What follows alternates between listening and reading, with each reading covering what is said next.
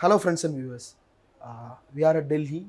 We are doing a program called NH24 and we are doing interviews with politicians, journalists, and activists from the Delhi. In that row, we are now meeting Mr. S.N. Sahu, who worked as private secretary to former President of India, K.R. Narayan, and he was Rajya Sabha secretary once, and he is now writing articles to the Wire, the News Laundry, and also the News Minute. We are going to have a little talk with him. We shall go. Sir, good evening, sir. Thank you for making the time to talk to us, sir. Thanks a lot. You are a secretary of Rajya Sabha. So, you are, you know very well about the Rajya Sabha happenings, how the questions will be raised, how the answers will be provided, how the discussion will happen. We all know the Rajya Sabha is always called as House of Knowledge. How do you see the Rajya Sabha now? Thank you so much. Let me just clarify that I was press secretary to President K.R. Narayan, and I was director in Prime Minister's office, joint secretary Rajya Sabha. Okay, so I must express my gratitude to you for giving me this platform in your YouTube channel. So the point that you raised regarding Rajya Sabha, Rajya Sabha has always been seen as a chamber which is very relevant for Indian democratic system. It represents the states, so therefore in our federal system, it is of crucial significance and it is a continuing chamber. So now what has happened is that because of this present Modi regime, the functioning of parliament, raises many apprehensions not only among the parliamentarians, constitutional experts, even among the ordinary people. You see, what is the role of the Rajya Sabha? Primarily, the role of Rajya Sabha is to look at the legislations passed by Lok Sabha in a cool and calibrated manner, so that no hasty legislations, which has contents to harm the country or the people, they are not passed or they are not enacted. Okay. But of late what has happened, the present Modi regime is following the money bill route. Several legislations, they have been treated as money bill by Speaker Lok Sabha. See, for instance, electoral bond scheme, it was treated as a money bill.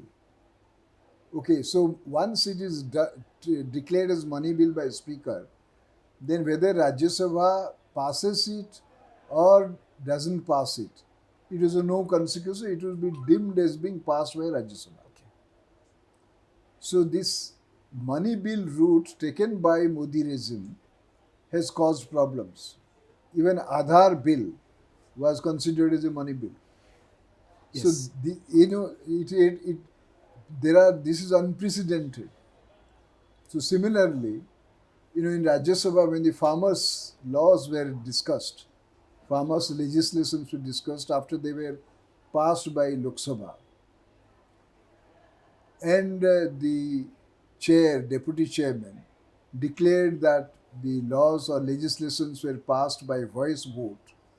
Tiruchi Siva of Tamil Nadu. Yes. He stood up in his seat, on his seat. I mean, he was there occupying his seat and he stood up. He demanded voice vote. And even if one member demands, the voice vote, the actual voting has to be granted by the chair. Because Article 100 of the Constitution mandates that everything in Rajya Sabha, every question has to be decided by voting. That means actual voting. But that actual voting was not granted by a deputy chairman. Okay, so that matter again went to the Supreme Court. So therefore, this is a clear violation of the Constitution, clear throttling of the role of the Rajya Sabha to play, its legitimate function, to carry out its legitimate function is ordained in the Constitution to make laws. Okay. So similarly, many requests to set up select committees of Rajya Sabha to examine legislations have not been granted by the chair. So therefore, there is serious questions raised about the functioning of Rajya Sabha. It has never happened. Okay. So therefore, such kind of approach to scuttle the role played by Rajya Sabha is part of a pattern to cause the decline of Parliament. Okay. When the election dates were announced or the election mood started, everyone was discussing about the parliamentary functions and the rules passed in the parliament. But how do you think it's going to be an election issue? Because when we go to the people for election campaign or when we go to the people regarding the election and the candidates, they always speak about the localized issues of the price hike or the employment opportunities in that town or something that is happening around that town. The parliamentary happenings are affecting the last citizen of the country. But do you think the people have such understanding, or the parties who runs between the parliament and the people made good attempts to aware the people of this country? You see, the issue that you are discussing, that people's priority is price rise or unemployment or many other things linked to their livelihood, they are there. Yes. But my friend Yogendra Yadav, Yes. who travelled across UP, I think he covered 1500 kilometers. For the first time, he could hear people talking about dictatorship, Okay. Tanasahi. They are talking about dictators, ordinary people. They are not intellectuals. They are not journalists. They are not, highly educated people or citizens of our country. They are simple villagers. So they talk about Tanasahi in Hindi, Okay. which means dictatorship. Okay. So why did they talk about dictatorship? That's primarily because of the arrest of Arvind Kejriwal. Okay. So they think that after Modi gets third term, he would become a dictator. Okay. Already they are seeing the symptoms of the dictator in his actions. So, they also think, they are quite perplexed that 143 MPs were suspended from parliament in the last session. Yes, sir. Never it happened. Yes. So therefore they are seriously concerned about it. Okay, so this is the reason why, now people say, people in Karnataka, Maharashtra, Uttar Pradesh, Rajasthan and several other parts of the country, they say saving the constitution should become an electoral issue. Okay. Okay, saving democracy. Because when they say that the threat of dictatorship, this means there is a threat to parliament. Yes. Threat to democracy. So therefore, saving the constitution has become a big electoral issue. Okay. Even in Uttar Pradesh. Even in Uttar Pradesh. And do you know who is talking about saving the constitution? Dalits, scheduled tribes, OBCs, other backward classes, and Muslims. See, Dalits, scheduled tribes, OBCs, they think that change of constitution which some BJP MPs talked about, Ananta Hegde in Karnataka, then Lallu Singh in Uttar Pradesh, Arun Gobil, who played the role of Ram in Ramayana serial. He also taught, and he's a candidate from Meerut constituency for Lok Sabha. And one lady called Jyoti Mirdha, she is also contesting from Rajasthan for Lok Sabha. They said Modi requires 400 plus seats in Lok Sabha to change the constitution. And it was interpreted by them, people, that change of constitution means end of reservation. Okay. Because they also found during last 10 years that reservation facilities have been diluted because of privatization of public sector undertakings, Contractualization. contractual appointments, and plus non-fulfillment of vacancies in the government sector. So therefore, the Dalits, OBCs, STs, they don't get that chance to be considered for appointment. So they think that when they did so much to dilute reservation system through privatization, through contractual appointments, and by not filling up the government posts. So when they get 400 plus seats, they would completely scrap the reservation system. And they have in mind the statement of RSS chief of 2015 that there should be a review of reservation policies.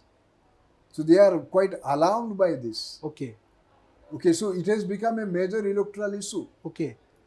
If this is the reality in Uttar Pradesh and in the northern belt of India, from where the Modi and Yogi hails, isn't the Prime Minister aware about the situation? Because having the one of the world's largest intelligence bureau and one of the strongest intelligence bureaus, he would be aware of these situations. Then why he is talking about snatching of Mangal Sutra, snatching of buffaloes? How the people are receiving that statements from Modi?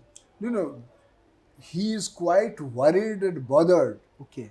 Therefore, he made a statement some time back that constitution would not be changed, and he went to the extent of saying that even if Ambedkar comes back, he won't be able to change the constitution.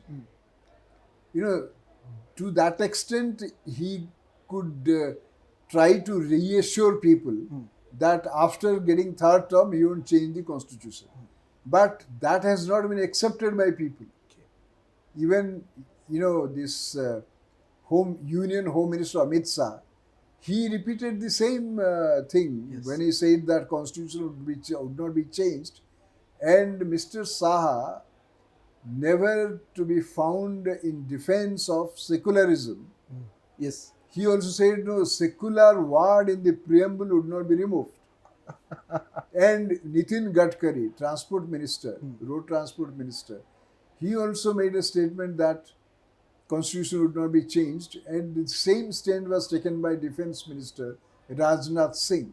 So why such top leaders of BJP, including Prime Minister and Home Minister, they are saying in so many words that constitution would not be tampered with because it has become an electoral issue. For the first time, Ambedkar in 1949, on 25th November 1949, he cautioned that fine, through constitution we would have a democratic form of government. But then, are we not going to lose our democratic form of government? Are we not going to lose our constitution forever? He raised those concerns then in 1949 in the Constituent Assembly, a day before the constitution was adopted and enacted. And later, when Vajpayee government was there, Prime Minister Vajpayee government, that government wanted to review the constitution. Yes. Mr. K.R. Narayanan, as President of India, he put a check on that. He, in his speech on the occasion of the Golden Jubilee celebrations of our Republic in 2000, he asked a question. There is so much talk about review of the constitution, and then he asked a question. Let us examine whether the constitution has failed us or we have failed the constitution. And Prime Minister Vajpayee responded to that. So he decided not to review the constitution, but appointed a commission headed by Justice Venkat Chalaya to review the working of the constitution. So President Narayanan, he saved the constitution that time in 2000. He completely changed the perspective of Vajpayee. Exactly, he completely changed the perspective. Rather, the President of India, he takes an oath to preserve, protect and defend the constitution. Prime Minister takes oath owing allegiance to the constitution. So President of India, he acted as per his oath to preserve, protect and defend the constitution. And he really protected and defended. Okay. So Mr. Vajpayee was sensitive enough to pay heed to those wise words of the President, Narayanan. So in 2000, head of the state, President Narayanan, saved the constitution. 24 years later, in 2024, it is the people who want to save the constitution from the onslaught of Modi regime. Okay. When these kinds of things were discussed, there is a peculiarity about the civil societies and the civil organizations who are working in India. Recently, we know that every civil organization is being threatened. Every news organization is being threatened. Recently, in the Wire, Parakala Prabhakar wrote that the civil society is very aware about the situation, and as you rightly mentioned, the Modi is being worried about the situation. Why he is being worried? Because is he going to lose the whole 80 seats in Uttar Pradesh? Is he going to lose whole 39 seats in Bihar? Is he going to lose whole 28 seats in Karnataka? Is it going to happen? No. See, I don't think he would lose the entire, lot of seats. Okay. Uttar Pradesh or Karnataka or Bihar or Maharashtra. But now what has happened in Uttar Pradesh particularly is that the tide is turning. Okay. BJP, which was expected, according to their own calculations, to win 70 plus seats or 75 out of 80 seats, they are finding that the Ram temple issue has lost its steam. So Ram temple issue is not at all being talked about by people. Okay. So therefore they do not have a central narrative in UP. Okay. And Modi's appeal also has somehow or other been diminished. Okay. So people are now talking about their livelihood issues. Okay. Unemployment, price rise, and the stray cattle. Okay. Because there was a strict ban on cattle trading. So therefore the stray cattle is roaming around, destroying the crops, and people are saying Modi has made us chowkidars. Okay. Because in 2019 he said, Sare chowkidar honge, everybody will be a chowkidar. Chowkidar means the guards. Yes. They say now we are guarding our fields from stray cattle day and night, and we have been reduced to the chowkidars. Gai ka chowkidars. Yeah. I mean, they have to save their crops. Yes. Okay, so this is the situation. So therefore, there is a disillusionment about the BJP regime and Modi regime, but that doesn't mean that Modi is not popular. Okay. Modi is still popular. Okay. But there is a feeling by leading journalists, by leading commentators who travel across UP, that they are not getting 64 seats which they got in 2019. It might come down, but to maybe 7 seats, 8 seats, maybe 9 seats, maybe 10 seats. They are saying that it might come down to 55. But some people say it might come down to 50. But loss of 5 seats itself is a big loss for the BJP. Okay. In UP. Okay. So similarly in other states, Karnataka, Idina, that survey, it says that BJP might get 10, 11 seats. This means there will be 15 seats loss. Similar in in Maharashtra, there are people who say that BJP might get 50% of the seats. That's 24. Last time in alliance with Shiv Sena, they got 41. So if they get 24, there is loss of 17 seats. So 17 seats loss, or 15, 16 seats, or even 10 seats loss in Karnataka. And then in Bihar, they might lose 10 seats or maybe 9 seats. So these are huge losses, I tell you. Even if numbers are sounding to be less, but then they are huge losses. Okay.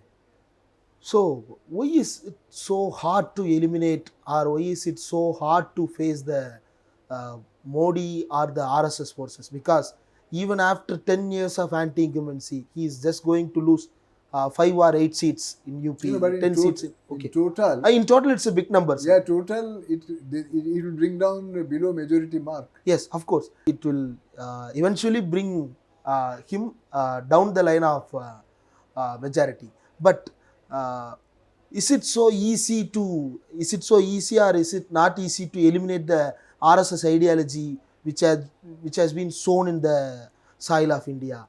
We can see a presentation from Deputy Prime Minister of Pakistan, Chaudhry Parvez Leah here. But we can never imagine this kind of things since 2014. So why it is so hard, or why is it not going to be so easy? You see, it has taken long time for this ideology to gain traction in northern part of India, Okay.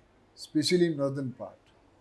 Okay, see, for instance, Jawaharlal Nehru had cautioned in many of his speeches that the biggest danger will come from communalism to India. Yes. Even Mahatma Gandhi cautioned that the biggest danger to India would come from communalism.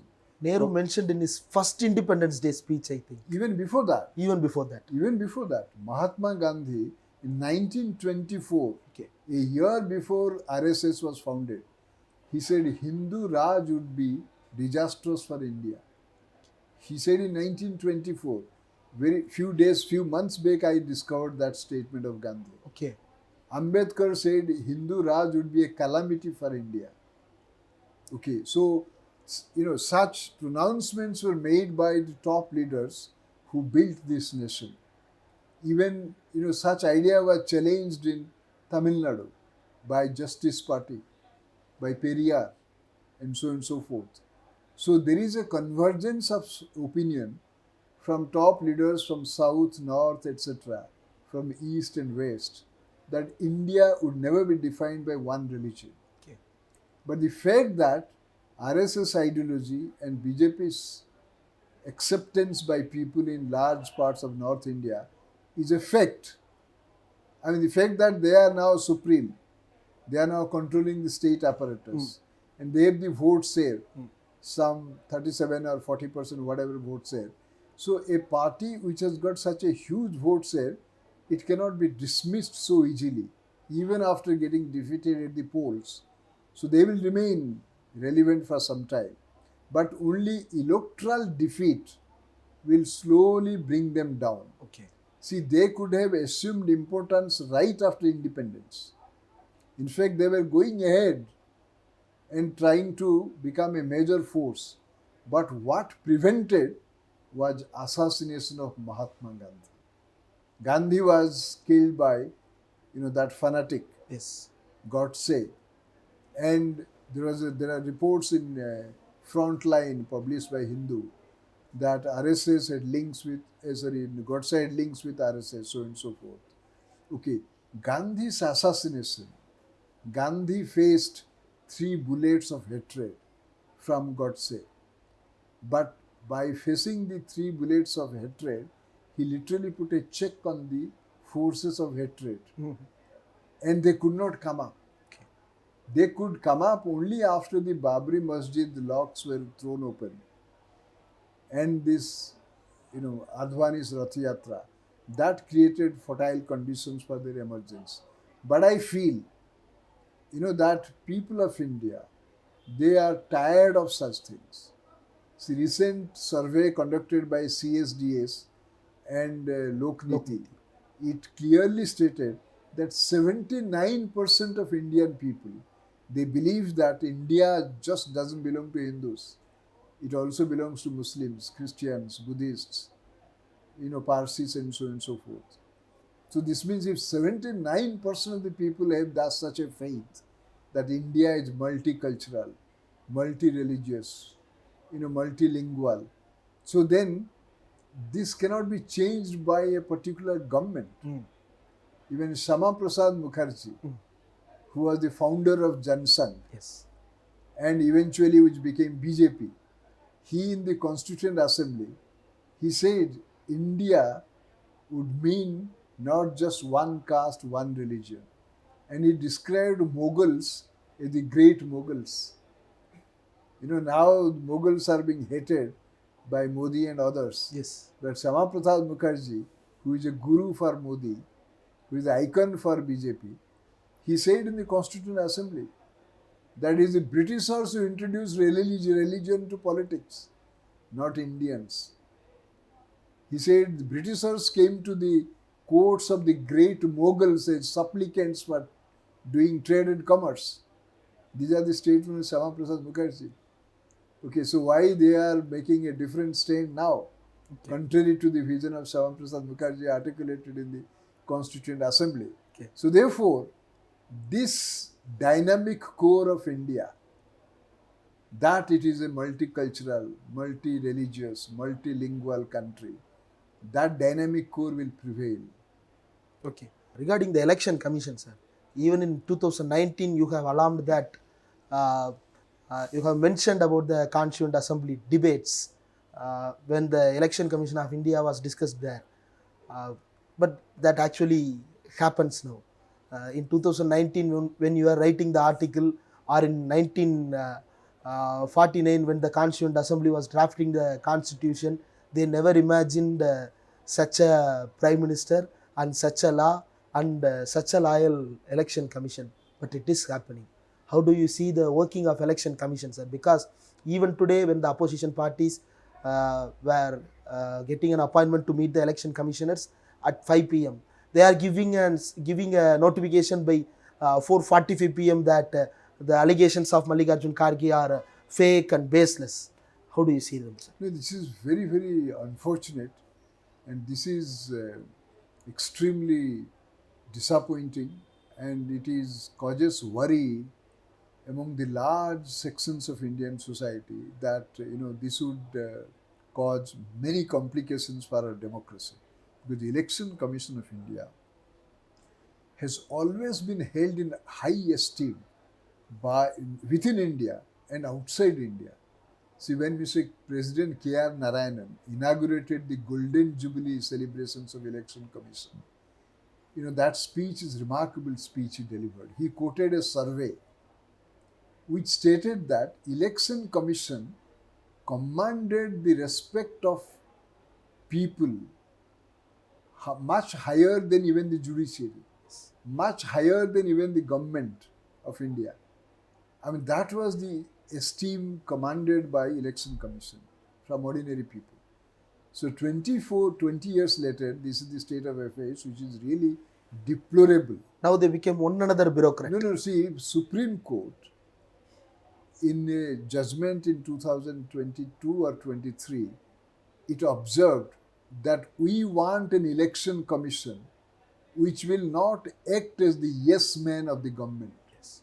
We want an election commission which should have the guts even to ask questions to the Prime Minister. These are the observations of the Supreme Court. And in Anup Baranwala versus Union of India case, just I think a year back, last year, 2023, when Supreme Court recommended that there should be a committee consisting of Prime Minister, Chief Justice of India and Leader of the Opposition of Lok Sabha, we should actually recommend names to the President for appointment as election commissioners. There it mentioned that that the Supreme Court recommended such procedure for appointment of election commissioner so that it won't become a servile commission. You see, even Supreme Court is expressing concern that there is a possibility that that Supreme Court will become servile. And Ambedkar on 16th May 1949 said exactly the same thing what Supreme Court said in 2023. Ambedkar said, in spite of providing in the Constitution that there should be an independent election commission, the Constitution never provided that the executive would be prevented to appoint a fool, an incompetent person, or an unworthy fellow as election commissioner who would come under the thumb of the executive. So Ambedkar also apprehended that possibly the election commissioners would come under the thumb of the executive. Now Supreme Court saying that it might become a servile commission. So what is happening now is nothing but decline of our democracy, a kind of a collapse of our democracy, which is worrisome. And therefore, those people who are making election commissions servile, they need to be removed from the power structure.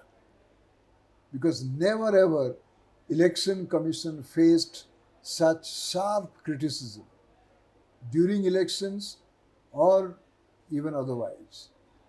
I remember Jawaharlal Nehru, he wrote a letter to the chief ministers that the first chief election commissioner, Mr. Sukumar Sen, he conducted the first general election so well that he was invited to conduct elections in several African countries, Yes. including Egypt and Sudan. Yes. He was also the chief election commissioner of Sudan. now questions are raised about the impartiality of the functioning of the chief election commission in European countries, even in developing countries, which is very sad. Yes, sir. In your answer, you have mentioned at one point that about Justice Party and about Periyar. Yeah. And how do you see the Tamil Nadu politics? And recently, Teesta Sadalwad traveled to Chennai to attend a meeting which was conducted by a forum called Voice of Tamil Nadu. She mentioned that finally the North started learning from the South. How do you see that statement and the politics of Tamil Nadu? You see, I have always been fascinated by the history of Tamil Nadu. Fascinated. Very fascinated. I mean, see, the first Satyagraha of Mahatma Gandhi in South Africa, it was, it registered participation of large number of Tamilians were there in South Africa. In fact, Gandhi has written that without the participation of Tamilians, his first Satyagraha would not have been successful. So the first non-violent movement of Mahatma Gandhi witnessed large-scale participation of Tamilians. Gandhi learned Tamil. He taught Tamil, in Tamil, whatever Tamil he learned in Tolstoy farm to Tamil students, little boys and girls. So therefore, if you look at the non-violent struggle of Gandhi, it begins with Tamilians. Okay, so therefore, and even before that, if you look at Sangam literature, Thiruvalluvar, so inclusive, so expansive. And then, in the modern period, the movement led by Justice Party, for equality, equal opportunity. I have a book by Ramaswamy Modiya, who was the editor of Justice, the journal of Justice Party. Okay. It was published in 1927. Ramaswamy Mudaliar. Yes. Okay. Ramaswamy Modiya. Okay. I have a copy of the book which was presented to me by Tiruchi Siva, Okay. MP DMK in Rajya Sabha. I often refer to that book. It was published in 1927. It contains the editorials which he wrote for Justice, the mouthpiece of Justice Party. There he refers to the Dravidian movement and how it was deeply influenced even by Swami Vivekananda's ideals, who said, he invoked Buddhism. He said Buddhism was the chief destroyer of caste privileges. And Vivekananda quoted, Buddhism. I never knew that Vivekananda was invoked in the context of Dravidian movement against caste inequality and caste discrimination. Even we never heard that. Yes. And secondly, the reservation, Raja of Panagal, I wrote a piece for News Minute. I was educated by that.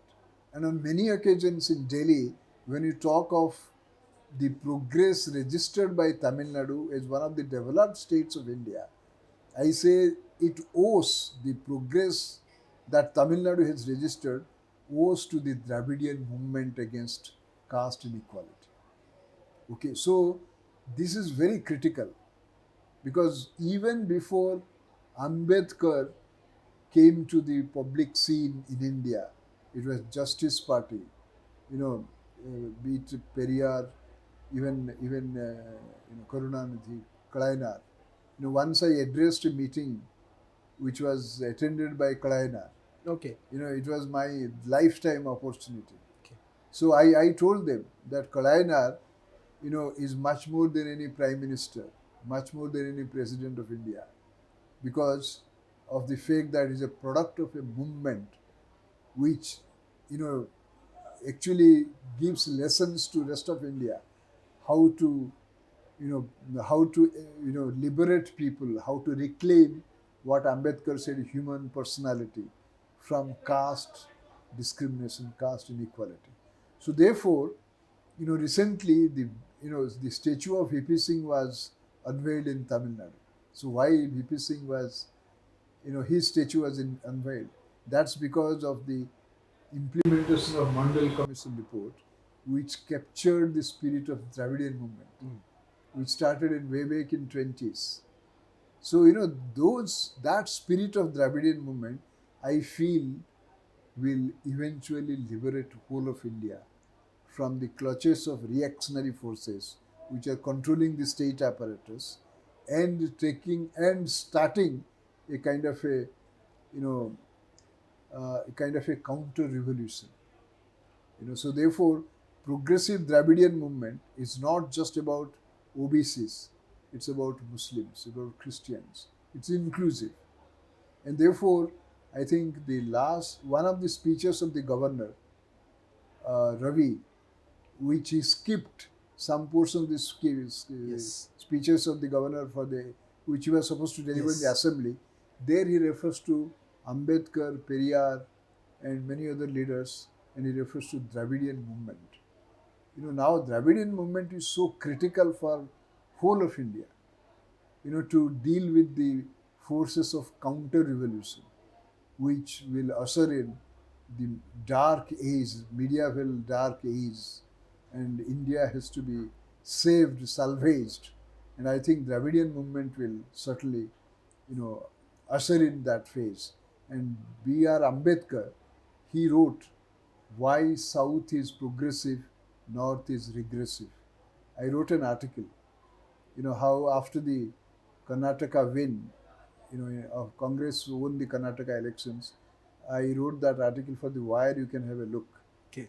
So so therefore I'm quite certain that Tamil Nadu, Kerala, even large parts of the southern India, I think they are much more progressive. They will show the way, to rest of India. As much as Swami Vivekananda said, it's the Madras which will show the way. Okay. Thank you for this wonderful interview, sir. When our friend journalist referred your name, initially we were confused. Who is that SN Sahu?